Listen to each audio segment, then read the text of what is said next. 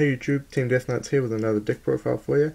This time we're doing Chaos Plants. I just played this in the weekend at Nationals. I went 4-3, losing to 2 Frog Monarchs and a mirror match. So this is a pretty awesome deck, and yeah, let's get into it.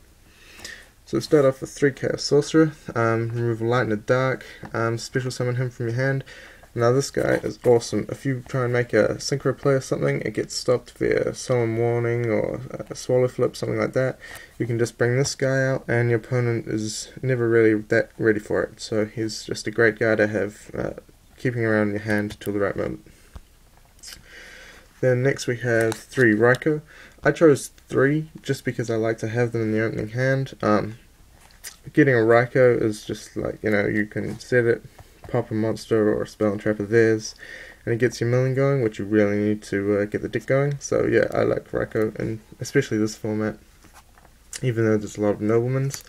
To deal with the noblemans, I sided out Ryko at most game 2 and game 3, but not many people main nobleman, so he's good for game 1.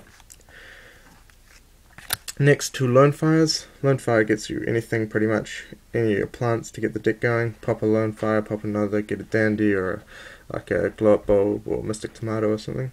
So he's really good to fill up your grave for Pot of Avarice as well. Next we have 2 Debris Dragons. Now these guys, they're pretty broken really, this format again. Grab your Lone Fires or your Dandies, back Card Trooper, Ryko out of the grave, make an instant synchro for a 7 or a 6, or if you have tokens lying around you can go for 8, or possibly Trishula if you have 9. 2 Card Trooper. This guy is so broken, especially at 2. When he's summoned you can mill, not when he's summoned, every turn you can mill between 1 and 3 cards. And that in itself is a broken effect, but also when he's destroyed sent from the field to the grave, you get to draw a card as well, which I've just found so helpful. This guy is just insane. Sandgan. He searches you pretty much anything in the deck. Card Trooper, Debris, Effect Veil, or Ryko, Dandelion, anything you need, Sandgan can grab it for you. Dandelion, mill him, grab some tokens, Foolish Burial him, get tokens, synchro with him, Debris Dragon, get tokens. He just spams you tokens and is always there for defense if you're in a tight spot as well. So he's awesome. Mystic Tomato, now this is sort of a tech choice for me. I like it just because instead of doing the Lone Fire for a Dandy and defense play, I can Lone Fire for a Tomato with a small offensive instead. And also that when he's destroyed by battle, I can grab a Sandyan, which can then grab me pretty much anything else in my deck, which is awesome. Glow Up Bulb, pretty self-explanatory really. Mill this guy, really helpful, or grab him with Lone Fire, gives you the formula plays, which can also help you get off Shooting Star. Spore, same as Glow Up Bulb really. Mill him, bring him back for more synchro plays, grab him with Lone Fire, so he's really helpful as well.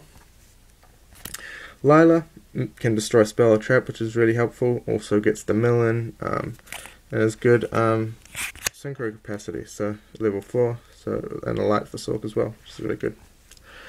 Just the 1 Caius, just because a lot of people are running either Veiler or Warning, so he's either not going to stay on the field or he's not going to get his effect off, so I just run 1 just to get rid of that resource, and then I can bring out a Sorcerer or something.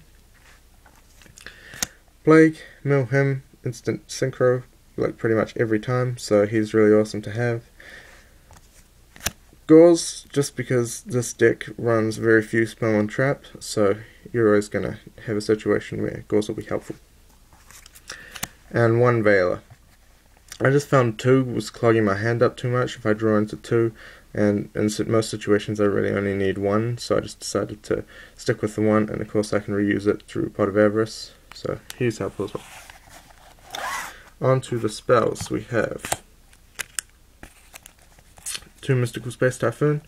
Pretty staple really, self-explanatory, especially against things like 6 Samurais, Gravekeepers, hit the Necro Valley, the Gateways, Uniteds, pretty much anything that gets the deck going.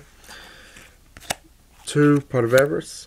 I don't like to run 3 just because a lot of the time I don't have enough targets, especially if I want to save some for Chaos Sorcerer, so just 2 seems to be good for me, and then I always seem to have it live, so yep. Charge of the Light Brigade just grabs me Ryko or Lila, but it also gives me that mill, so why would you not run it? Foolish Burial helps out a lot with the deck. Dump a Dandy or a Glow Up Bulb, Spore, whatever you need, a target for Debris Dragon or something. It's awesome. Monster Reborn, I don't really need to explain what this does or why I use it. Same here, Dark Hole, it's broken. Mind Control. Yeah, this is a bit of a tech choice as well. Not as many people are running this as they used to. I just find that I usually have a tuner, so why not steal their monsters and make a synchro with it. And Giant Trunade. Pretty self-explanatory as well. If I'm going for a big push, I can just return all their spell and trap cards so that they've got nothing to stop me with and go from there. Now on to the traps. We have Two-Dimensional Prison.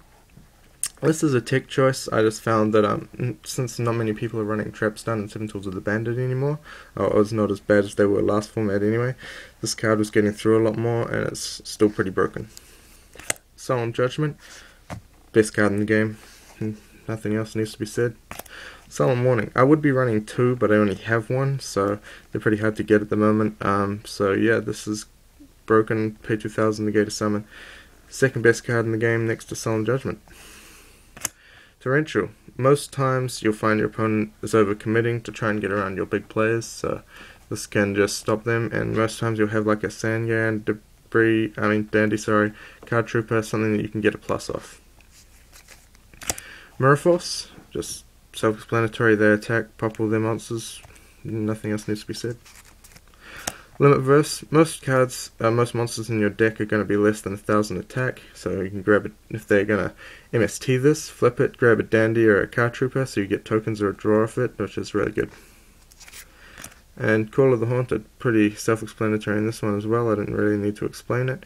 So yeah, just grab something back from your grave, a Synchro is awesome. On to the extra deck, we have one Catasta. So yeah, he's pretty good, so I don't really need to explain the extra deck, I'll just show it to you. One Catasta, one Ancient Fairy Dragon, one Arcanite Magician, one Armory Arm, two Black Rose Dragons, one Bryonac, one Colossal Fighter, two Formula, and believe me, you want two of this guy, he's so broken and so easy to get out. Iron Chain Dragon, Scrap Dragon, Shooting Star Dragon, because you can actually get this guy out. I got it out first turn against Frog Monarchs. Unfortunately, they just grabbed it with Econ and sacked it for their Caius. But if they didn't have that, I'm pretty sure this would have won me game. And last but not least, two Stardust Dragon. And that's the extra deck. So yeah, that's the deck. Let me know what you guys think. Rate, comment, and subscribe. Thanks.